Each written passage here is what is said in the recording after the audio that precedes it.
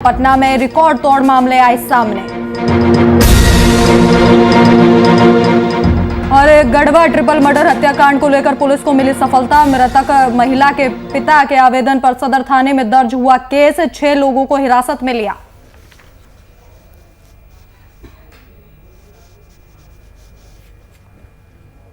नमस्कार, आप देख रहे हैं वीआईपी न्यूज और मैं हूं आपके साथ राखी लांबा। बुलेटिन का आगाज करेंगे इस वक्त की बड़ी खबर के साथ। तो इस वक्त की बड़ी खबर जो सीधे मोतिहारी से आ रही है और इस वक्त की बड़ी और अहम खबर, पुलिस छापेमारी के दौरान एक महिला की मौत हो गई है। मौत से नाराज ग्रामीणों ने पुलिस पर पथराव किया है। इसके साथ ही गाड़ी छोड़कर मौके से भागी पुलिस।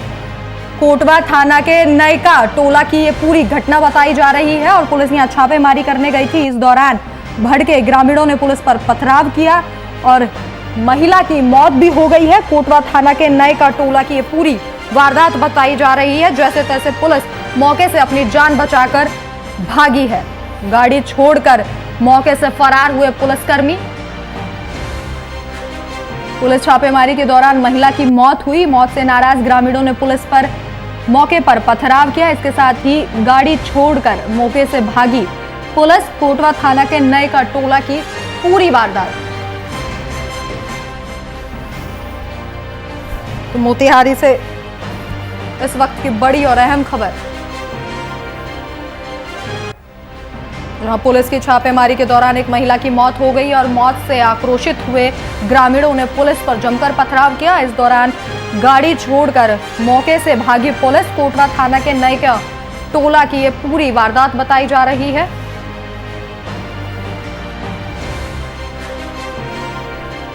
मोतिहारी से इस वक्त की बड़ी और अहम खबर, पुलिस छापेमारी के दौरान एक महिला की मौत हो गई और इस मौत से आक्रोशित हुए ग्रामीणों ने पुलिस पर जमकर पथराव किया। इसके साथ ही मौके से पुलिस ने जैसे तैसे अपनी जान बचाई और गाड़ी छोड़कर वहां से भाग गई। पूरा मामला कोटवा थाना के नयका टोला का बताया जा रहा है। मोतिहारी से इस वक्त की बड़ी और अहम खबर।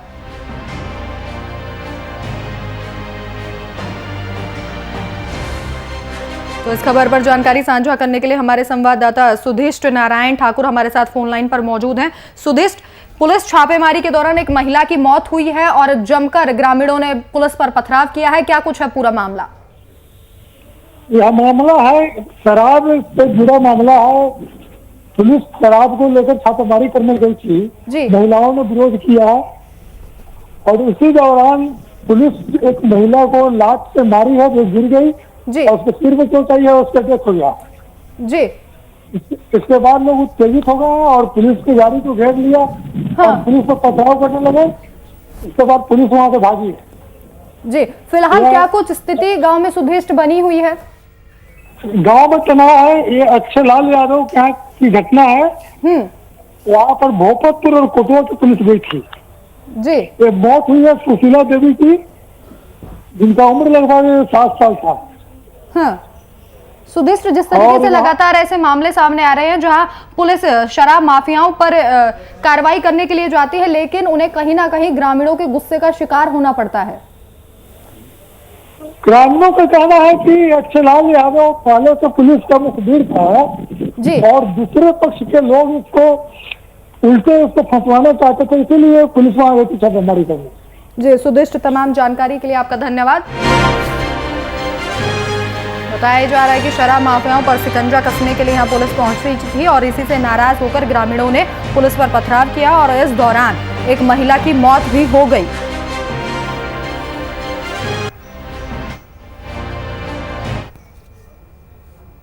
वहीं जिला विधिक संघ जमुई का चुनाव संपन्न हुआ, जहां जिला विधिक संघ जमुई के निर्वाची अधिकारी सज्जन कुमार सिंह ने बताया कि अध्यक्ष और महासचिव सहित कुल 32 पद के लिए 51 उम्मीदवारों ने इस चुनावी मैदान में भाग लिया था। वहीं 765 वकील मतदाताओं में से 761 मतदाताओं ने अपने मताधिकार का प्रयोग किया, जिसके बाद अश्वनी यादव अध्यक्ष और महासचिव पद पर विपिन सिन्हा निर्वाचित हुए हैं।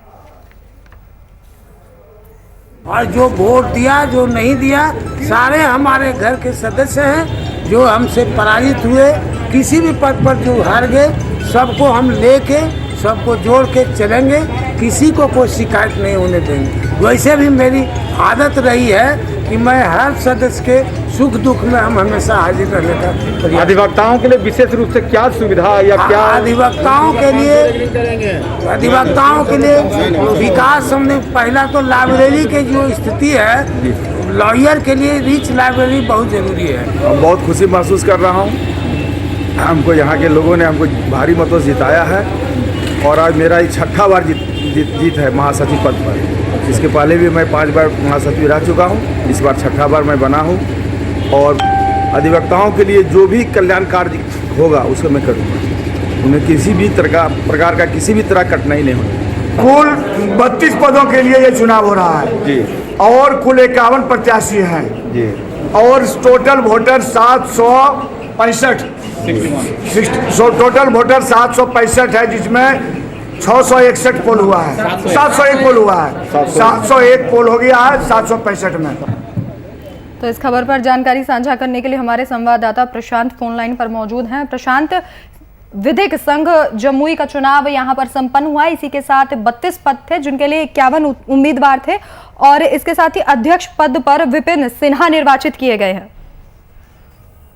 जी नहीं, मैं बता दूं कि अध्यक्ष पद पर जो है पूर्व लोक अभियोजक अश्विनी कुमार यादव निर्वाचित घोषित किए गए, जबकि महासचिव के पद पर जो है जिला विधिक संघ के निर्वाचित पदाधिकारी द्वारा विपिन कुमार सिन्हा को यह निर्वाचन घोषित किया गया है। कुल जो 31 पद थे जिसके लिए 52 उम्मीदवार इस मैदान में थे। बता दें कि 2 साल के लिए ये जिला विधिक संघ के द्वारा चुनाव आयोजित कराया जाता है। अधिवक्ताओं को सुविधा देने के लिए या अधिवक्ताओं को कौन कौन से और सहूलियतें देनी है, इसके लिए जो है जिला विधिक संघ जो है 1984 में जो है जम्मू जिला विधिक संघ का स्थापना किया गया और तब से जो है चुनाव कराया जा रहा है। बता दें कि विपिन सिन्हा 6ठी बार जो है महासचिव के पद पर निर्वाचित घोषित किए गए। अपने निकटतम प्रतिद्वंदी जो है अमित कुमार को 42 मत से पराजित किया, जबकि विपिन कुमार सिन्हा को 277 मत मिले और अपने प्रतिद्वंदी अमित कुमार को 235 मत प्राप्त हो पाया था। और वहीं जो अध्यक्ष पद पर जो अश्विनी कुमार यादव हैं उनको कुल जो है 368 वोट मिले थे, जबकि उनके प्रतिद्वंदी निरंजन सिंह जो पहले भी अध्यक्ष रह चुके हैं उनको मात्र 216 मत ही प्राप्त हुए। इस प्रकार से निर्वाचित पदाधिकारी ने अध्यक्ष पद पर अश्विनी कुमार यादव और महासचिव के पद पर विपिन कुमार सिन्हा को निर्वाचित घोषित किया। और इन तमाम पदाधिकारियों से जब मैं खुद बात किया हूं, इंटरव्यू लिया, तो उन्होंने स्पष्ट तौर पर कहा कि अधिवक्ताओं को कोई सुविधा ना हो, उनका कोर्ट में आने पर सुविधा मिले, उनके जो भी योजनाएं हैं उसको मूर्त रूप अवश्य दिया जाएगा। जी प्रशांत, तमाम जानकारी के लिए आपका धन्यवाद।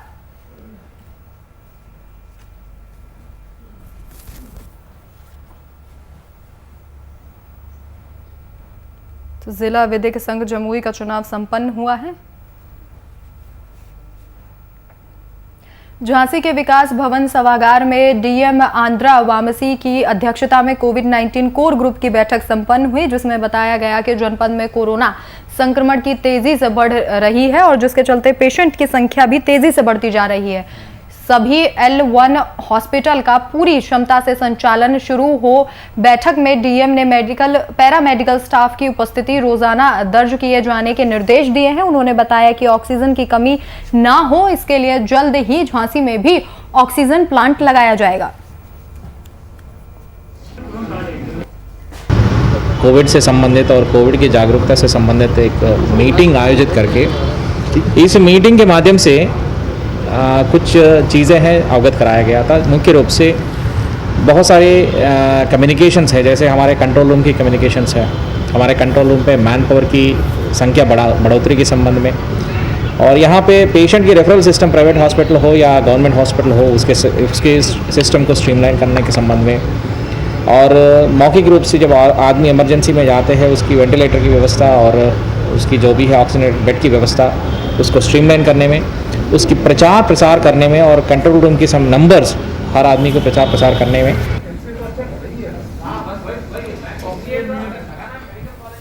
तो झांसी के विकास भवन सभागार में डीएम आंध्रा वामसी की अध्यक्षता में कोविड-19 की कोर ग्रुप की एक बैठक की गई, जिसमें ऑक्सीजन को लेकर उन्होंने कहा कि जल्द से जल्द झांसी में ऑक्सीजन की पूर्ति करने के लिए ऑक्सीजन प्लांट लगाया जाएगा और इसके साथ ही ये भी निर्देश दिए कि सभी जो हॉस्पिटल है उनको पूरी क्षमता के साथ संचालन उनका शुरू किया जाए।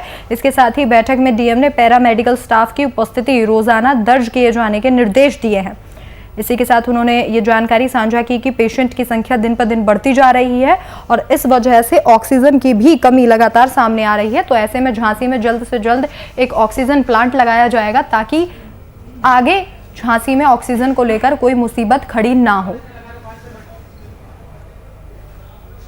तो इस खबर पर जानकारी साझा करने के लिए हमारे संवाददाता मदन यादव फोन लाइन पर मौजूद हैं। मदन, डीएम आंध्रा वामसी ने एक बैठक की और जैसा कि पूरी यूपी में ही ऑक्सीजन की कमी बताई जा रही है, झांसी में भी ऑक्सीजन की भारी कमी है। इसको लेकर उन्होंने कहा है कि जल्द ही झांसी में ऑक्सीजन प्लांट लगाया जाएगा।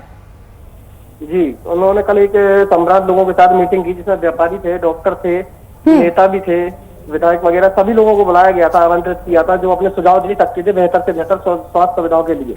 इसमें सभी लोगों ने एकजुट होकर कहा है कि यहाँ पर भी एक ऑक्सीजन प्लांट लगाया जाए जिसमें सभी लोग सहयोग करने के लिए तैयार है। फंडिंग भी की जा सकती है और जैसे कि ऑक्सीजन की कमी की बात बताई जा रही है, हालांकि झांसी में व्यवस्थाएं जिलाधिकारी और स्वास्थ्य विभाग मिलकर के पूरी करने में लगे हुए हैं। हालांकि अभी तक इस तरह का कोई बड़ा मामला सामने नहीं आया है जिसमें देखा जाए कि ऑक्सीजन की कमी के चलते कोई बड़ा हादसा हुआ हो। इसके बावजूद भविष्य में किसी तरह की कोई कमी ना हो, इसके लिए ये प्लांट लगाने की तैयारी की जा रही है। मदन, अगर हाल ही की बात करें तो फिलहाल झांसी में कोरोना का क्या आंकड़ा बताया जा रहा है? कोरोना में कल की तारीख में कल 881 कल केस निकले हैं नए 24 घंटे के अंदर और इससे पहले परसों 400 के ऊपर थे। मैं आपको बताऊंगा दिनों दिन आंकड़ा लगभग बढ़ता ही जा रहा है। अभी फिलहाल लगभग 5000 से अधिक केस एक्टिव है झांसी के अंदर। जी, तमाम जानकारी के लिए आपका धन्यवाद।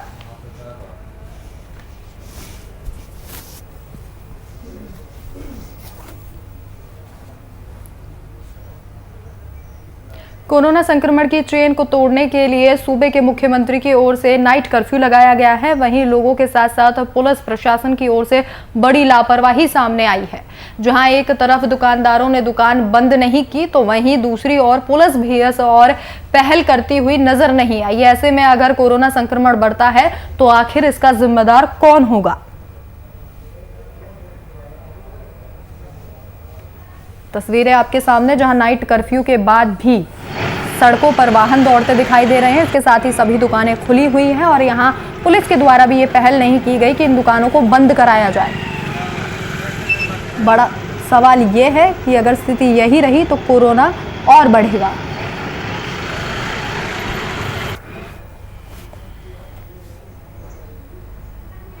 वहीं ट्रिपल मर्डर हत्याकांड में मृतक महिला के पिता के आवेदन पर सदर थाना में प्राथमिकी दर्ज हुआ, जहां पति, ससुर, नंदोसी सहित 6 लोगों को हिरासत में ले लिया गया है। वहीं थाना प्रभारी राम अवतार राम ने बताया कि मृतक महिला के पिता के आवेदन पर 4 लोगों पर प्राथमिकी दर्ज की गई है। फिलहाल पुलिस पूछताछ कर रही है। बता दें कि गढ़वा के जाटा गांव में महिला समेत उसके 2 बच्चों की कुल्हाड़ी से काटकर हत्या कर दी गई थी, जिससे इलाके में हड़कंप मच गया था।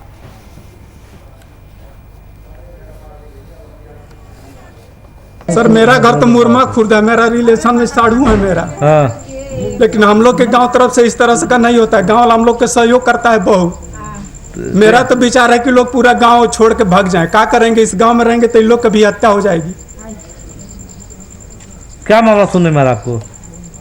हम तो डायरेक्ट अभी आए हैं सुने कि हत्या हुआ है मेरा साढ़ू के यहाँ, उनका पुतों का और 2 नाती का। हमारे घर में मर्डर हुआ है सर, बहू को और 2 नाती को। टोटल कितना मौत हुआ है? जी सर, टोटल कितना मौत हुआ है? 3 आदमी का मौत हुआ है सर। क्यों मौत हुआ?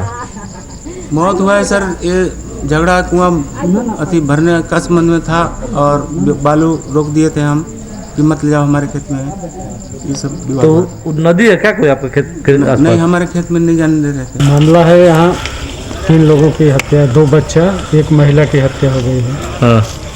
इस संबंध में हम लोग छानबीन कर रहे हैं, अभी स्पष्ट नहीं हो पाया है।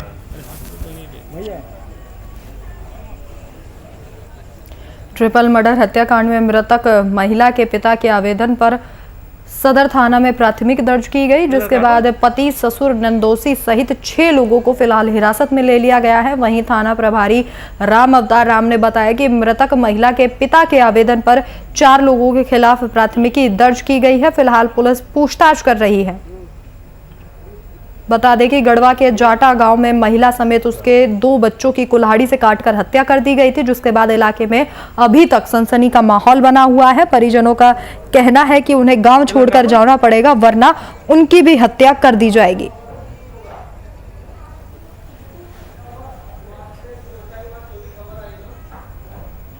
फिलहाल पुलिस ने 6 लोगों को हिरासत में ले लिया है और पिता के आवेदन के बाद पुलिस ने ये कार्रवाई की है। ट्रिपल मर्डर हत्याकांड में मृतक महिला के पिता के आवेदन पर पुलिस ने ये कार्रवाई की है। इसके साथ ही आपको बता दें कि गढ़वा के जाटा गांव में महिला और उसके दोनों बच्चों को कुल्हाड़ी से काटकर मौत के घाट उतार दिया गया था।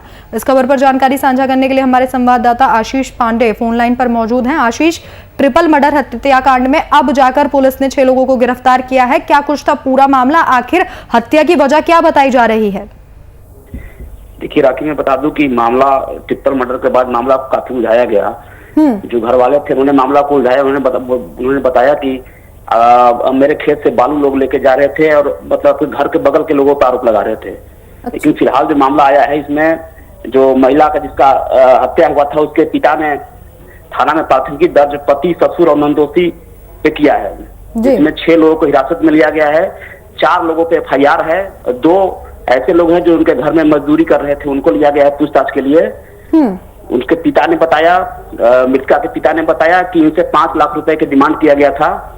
5 लाख रुपया नहीं देने के कारण इन लोगों ने परिवार वाले ही मिलके उसकी हत्या किया गया है 3 लोगों का। जी आशीष, परिजनों का कहना है कि उनकी भी जान को खतरा है। अभी आप परिजन तो आरोप लगा रहे हैं। फिलहाल जो स्थिति है उसके पुलिस छानबीन में जुटी है। परिजन की बात सुना जा रहा है। मृतका के जो पिता है जो आवेदन दिया है उस आवेदन पर भी कार्रवाई किया जा रहा है। इसीलिए वहाँ के जो मजदूर है जो उनके घर में मजदूरी कर रहे थे उनको भी पकड़ के लाया गया है, ताकि मामला जो भी हो संज्ञान में क्या आए, क्लियर हो। पूछताछ के लिए पुलिस कार्रवाई कर रही है। जी आशीष, तमाम जानकारी के लिए आपका धन्यवाद।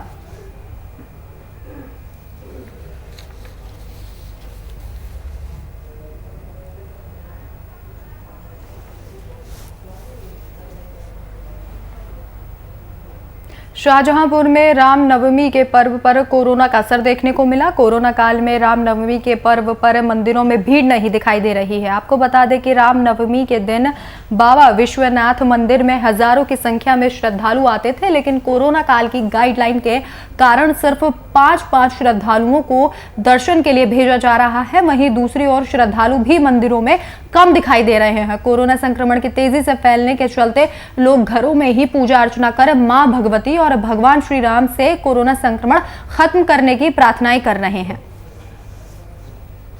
प्रदेश सरकार ने 6 से 7 लोगों का कहा, देख सकते हैं उसी हिसाब से भक्तगण आ रहे हैं। सैनिटाइजर का है रखा हुआ सीधी, उससे पहले हैंड वॉश कराएं फिर मंदिर में आएँ और बिना मास्क के एंट्री नहीं है मंदिर में। और ज़्यादा से ज़्यादा माता रानी का जितना भी हवन है इंसान अपने घर से ही मनाए। मंदिर में आने का ज़्यादा भीड़ लगाने की आवश्यकता नहीं है। माता रानी को घर से ही सब प्रसाद वगैरह अर्पण करें। देखिए, जैसे कि हम सब जानते हैं आज रामनवमी का एक पावन पर्व है, लेकिन जो स्थितियां हमारे देश में कोरोना वायरस को लेकर उत्पन्न हो गई हैं ये बहुत प्रतिकूल हैं और इसमें हम सब अब अपने इस पावन पर्व को, इसमें कन्याओं को भोज कराना होता है। प्रतीकात्मक रूप से ही भोज करा के आज नवरात्रि के इस पर्व को संपन्न किया और विशेष रूप से इस बात का ध्यान रखना है कि हम जहाँ भी जाएँ घर से बाहर तो मास्क को लगा कर जाएँ और ऐसी ही परिस्थिति में बाहर निकलें जब हमारा जाना ज़रूरी है।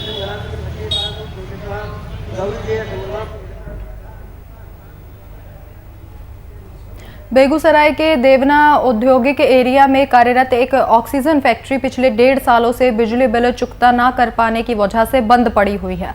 इस प्लांट के बंद हो जाने के बाद की जानकारी बेगूसराय डीएम अरविंद कुमार वर्मा को मिली, जिसके बाद प्लांट के मैनेजर और बिजली विभाग के कर्मचारी से मिलकर दोनों के बीच समझौता कराने के बाद डीएम ने अपनी कोशिशों से इस प्लांट को चालू करवाया, जहां अब लगभग 400 से भी ज्यादा ऑक्सीजन गैस रिफिलिंग का काम किया जा रहा है। ये लगभग 1.5 साल से बंद पड़ी हुई थी। बिजली कनेक्शन की वजह से बंद करी हुई थी।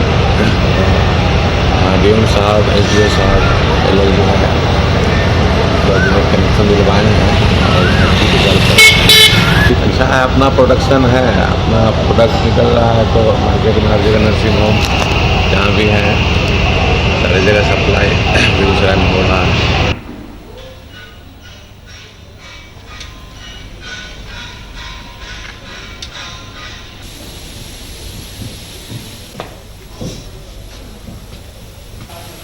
बेगूसराय के देवना औद्योगिक एरिया में कार्यरत एक ऑक्सीजन की फैक्ट्री पिछले 1.5 साल से बंद थी क्योंकि उसका बिजली बिल जो था वो बकाया था। इस वजह से उसे बंद कर दिया गया था। इस प्लांट के बंद होने की जानकारी बेगूसराय के डीएम को दी गई, जिसके बाद इसे शुरू कराया गया। औरंगाबाद पुलिस को एक बड़ी सफलता हाथ लगी है। थाना अध्यक्ष आनंद कुमार गुप्ता और एसआई नरेंद्र प्रसाद के नेतृत्व में पुलिस ने छापेमारी कर 2 लोगों को गिरफ्तार किया है। गिरफ्तार अपराधियों के पास से एक देसी कट्टा, 2 गोली और 20 लीटर महुआ शराब भी जब्त की है। फिलहाल आगे की कार्रवाई लगातार जारी है।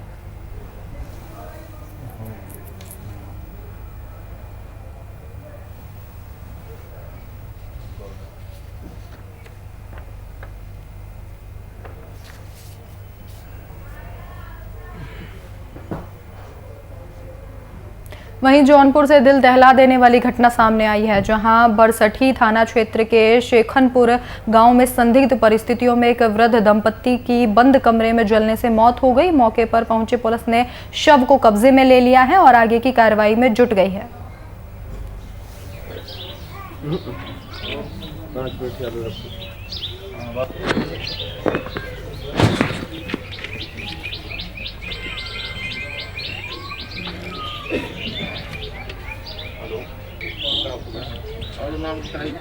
बेगूसराय में बेखौफ अपराधियों का तांडव लगातार जारी है। बेगूसराय में अपराधियों ने घर के बाहर सो रहे एक बुजुर्ग की गला दबाकर हत्या कर दी। इस हत्या के बाद इलाके में सनसनी फैल गई। घटना सिंघौल थाना क्षेत्र की है। मृतक की पहचान कमरुद्दीन पुर निवासी वाल्मीकि रजक के रूप में की गई है। फिलहाल सिंघौल थाने की पुलिस ने घटनास्थल पर पहुंचकर शव को अपने कब्जे में ले लिया है और पोस्टमार्टम के लिए सदर अस्पताल भेज दिया है। इसके साथ ही पुलिस आगे की कार्रवाई में जुट गई है।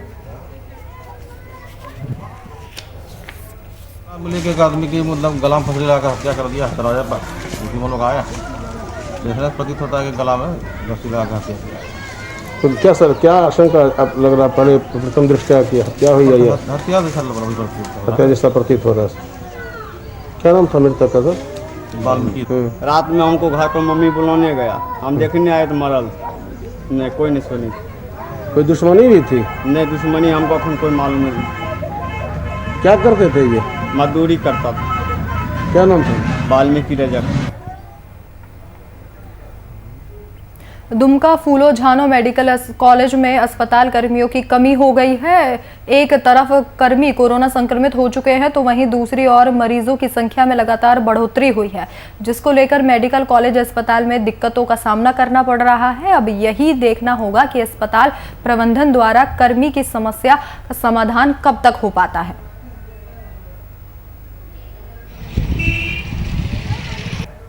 स्टाफ की तो बहुत ज़्यादा कमी है, स्टाफ भी कम है, उसके बावजूद बहुत सा स्टाफ कोविड पॉजिटिव हो गए हैं, कुछ लोग बीमार है, उससे क्राइसिस और बढ़ गई है। कितने स्टाफ हैं सर अभी आपके कोविड पॉजिटिव? 10 के लगभग। डीएमसीएच के 10 स्टाफ कोविड पॉजिटिव हैं लगभग। हो सकता है कुछ ज़्यादा भी हो जाए।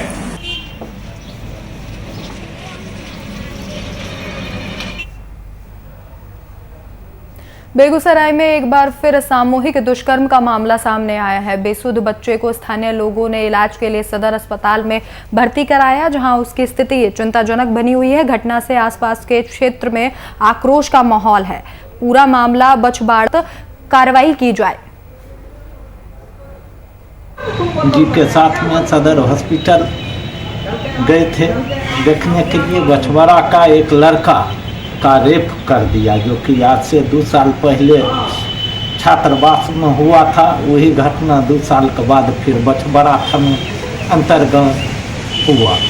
उसके बाद आज वो पंचों रोड से लड़का भर्ती है 10 रोड से, उसका अभी तक एसपी साहेब और थाना प्रभारी साहेब कुछ नहीं किए हैं। अपराधी घूम रहा है बजाते। हम भी सुनबे किए हैं और घटना के पुलिस अनुसंधान में जुटी हुई है। जो भी घटना घटी है अशोभनीय घटना है, निंदनीय घटना है। इस घटना को जितना हम निंदा करें वह कम ही है और इस ढंग की घटना जो घटी है पुलिस को सक्रियता से इस घटना को देखना चाहिए। अब तो एक बलात्कार की घटना होती थी जिला में, अब अप्राकृतिक यौनाचार की घटना घटी है।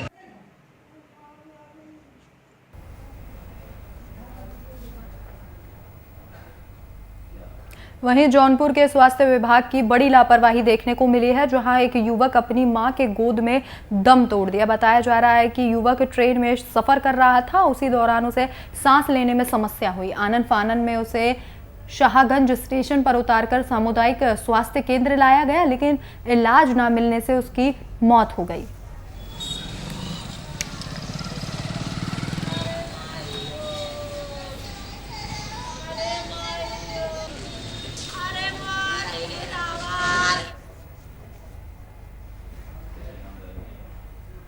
फिलहाल इस वक्त के बुलेटिन में मेरे साथ इतना ही। देश और दुनिया की तमाम बड़ी खबरों के लिए देखते रहिए VIP न्यूज़। नमस्कार।